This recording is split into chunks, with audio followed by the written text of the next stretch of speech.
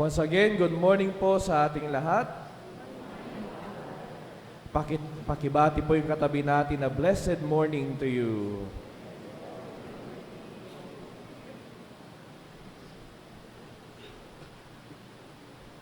Sisimulan ko ang homilya ko sa isang tanong.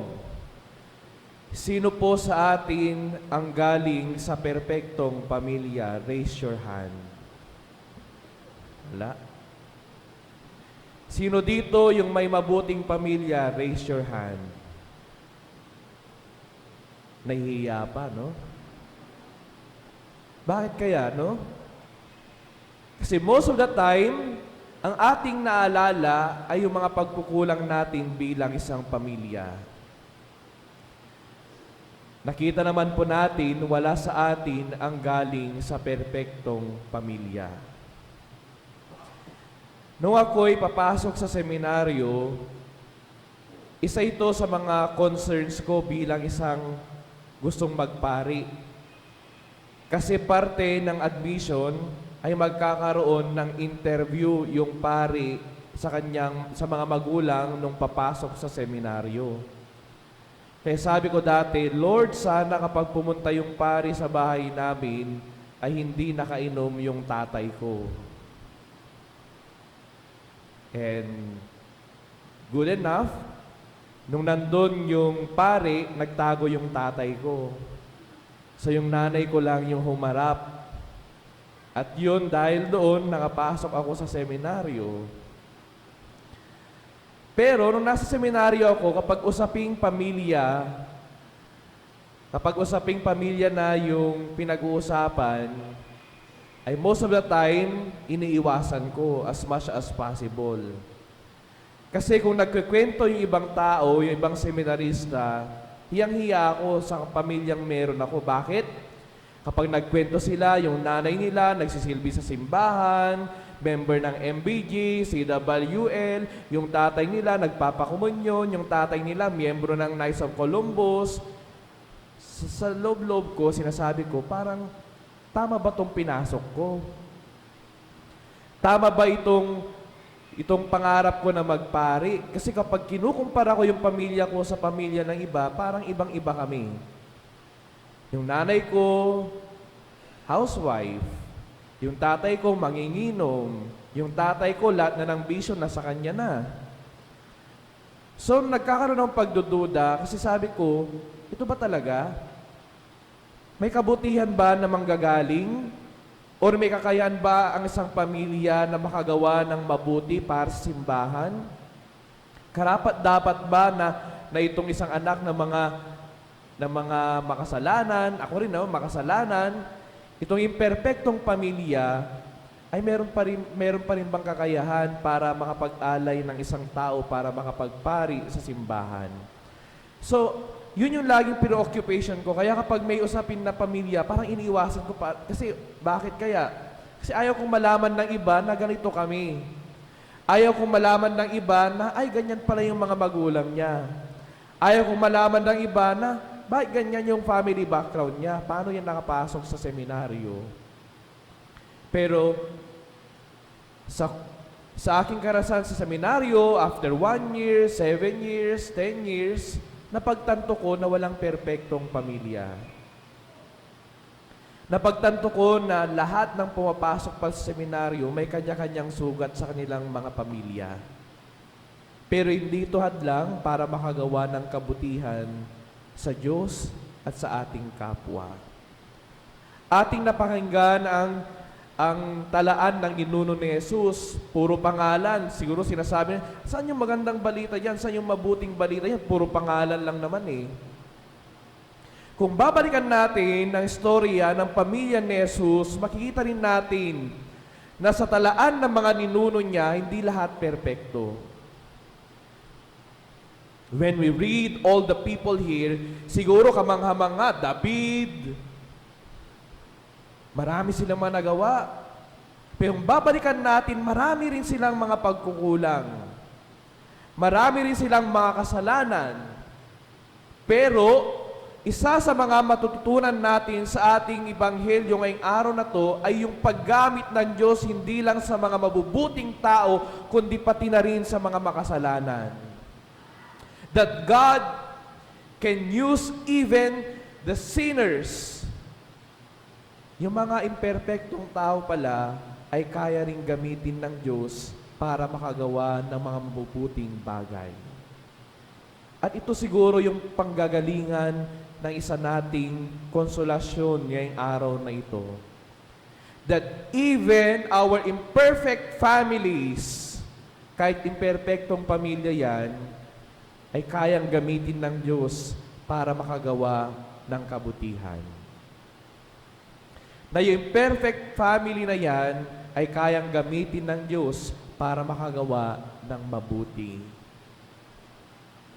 At isa pa sa mga pwede nating matutunan ngayon, sa kanilang kwento, sa talaan ng ninuno ni Jesus, hindi nagtapos sa kasalanan at pagkukulang. Nagtapos ito sa pagtutubos. And that's why Jesus broke the sinful history of His genealogy. Sa kanyang pagdating, nagkaroon ng pag-asa, nagkaroon ng pagbabago, nagkaroon ng kapatawaran, nagkaroon ng pag-ibig. And I think this is a challenge for all of us, my dear friends. Naalala ko lagi, sinasabi ng mga counselor namin, ng mga psychologists, actually may mga bagay na paulit-ulit na nangyayari sa ating pamilya. Kung ganito siya noon, masama, ganito yung vision noon, in the course of our history, nauulit yung mga bagay na yon. Pero sinabi ni Jesus, no, it needs to stop here. The sinfulness of this family needs to stop here. At ito yung sinasabi nila at hamon lagi, na hindi porket ganito yung nakaraan natin, hindi porket ganyan yung mga masasamang nangyari sa pamilya natin, hindi na lang natin hayaan na paulit-ulit na mangyayari sa atin. We need to break the cycle. Yung mga maling nangyari dati, kaya nating baguhin ngayon. At kailangan natin ng kabukasan ng puso para ang Diyos mismo yung gumalaw sa atin para matigil yung mga hindi magagandang nangyari sa ating mga pamilya. Ano ninyo, sa kanyang pagdating, sa pagtawag ng Diyos sa mga taong makasalanan sa ating pagbasa ngayon, sa talaan ng mga ninuno ni Jesus, hindi lang naman nagtapos doon that once they became sinner, hindi lang naman sila sinner. Nagkaroon ng pagbabago, especially yung naramdaman nila, yung pagpasaw ng Diyos sa kanilang buhay. Nagkaroon ng pagbabago at pag-asa sa kanilang buhay nung naramdaman nila, nung nakita nila ang presensya ng Diyos sa buhay nila. And I think this is very important sa ating lahat. We are imperfect, we have sinners, we have our shortcomings inside our family. Pero kapag bukas yung puso na yan at naramdaman natin yung presensya ng Diyos mismo sa buhay natin, dapat magkaroon din ng pagbabago. Hindi lang dapat sabihin natin, hindi, total, ganyan naman yung pamilya namin, siguro ganito na lang talaga. Hindi We need to do something to break the cycle, especially the violence, to break the cycle of sinfulness. Di porket manginginom yung ninuno mo, itutuloy mo na rin. Di porket ganito yung nangyari sa pamilya, itutuloy mo na rin. We need to do something also to break the negative things that are happening in our genealogy. At paano mangyayari yon? Kapag bukas ang puso sa kabutihan ng Diyos. And so this Christmas, sa nalalapit na Kapaskuhan, hindi man pwedeng mangyari overnight, pero ipagdasal pa rin natin, no? Huwag nating susukuan yung mga relasyon natin sa ating pamilya. We will never deny na sa loob ng pamilya, mayroong mga hindi nag-uusap. Sa loob ng pamilya, mayroong mga magkakamag-anak na hindi nagpapansinan. Sa loob ng pamilya, may mga magkakamag-anak na nagsisiraan. May mga magkakapatid na hindi nagkikibuan. May mga magkakapamilya na hindi na nagkakamustahan. Sabi ko nga, very fortunate pa yung mga nagkakaroon ng mga reunion ngayon. Kasi ako, hindi ko naranasan yung ganyan. Pero ngayong Kapaskuhan, ito yung pagdarasal natin. Na sa loob ng pamilya na dumanas ng maraming sugat, sana makaranas din ng paghilom. Sa mga pamilya nagkaroon ng mga hidwaan, sana magkaroon ng kapatawaran. Sa mga pamilyang akala natin wala ng pag-asa, naway unti-unting magkaroon ng pag-asa, di man babalik sa dati, pero at least magkaroon ng kabukasan para muling magpansinan, para muling magkibuan. Because I think that's the spirit of Christmas. Yung hindi mo susukuan dahil lang sa mga kasalanan. At yun yung ginawa ni Jesus. Hindi niya sinukuan ng mundo dahil sa kanilang mga pagkakasala. Siya mismo yung bumaba para ipaalala na sa gitna ng kasalanan at pagkukulang, kaya pa rin gumawa ng kabutihan. And I think this is the challenge for all of us, especially among families. Ngayong Kapaskuhan, more than the external things, more than the external gifts, sana magkaroon ng biyaya ng paghilom sa bawat pusong nasaktan. Kasi alam ko, even in our imperfections, God can still perform miracles through us. Na ang Diyos kayang gumawa ng mabuti sa pamamagitan natin. Bakit? Because we have a perfect God. We may be imperfect, but we have a perfect God. At yun yung konsolasyon natin ngayon. Si Jesus, He had an imperfect family genealogy, but when He came, He gave them hope and assurance that something good can come from this lineage. Alam niyo, hindi naman sa nagmamayabang, pero nung nasa seminaryo ako, talagang hindi ko sinukuhan yung mga magulang ko. Sabi ko, Lord, everyday pinagdarasal ko, Lord, sana magbago naman yung tatay ko. Lord, sana magbago naman yung nanay ko. Lord, sana at least merong mabago sa buhay nila sa pagiging seminarista ko. Di ba?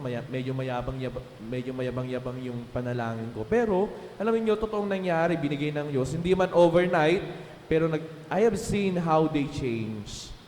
Yung tatay ko, naging marunong mag-text ng kumusta ka na, marunong na mag-I love you, na minsan parang it's unusual.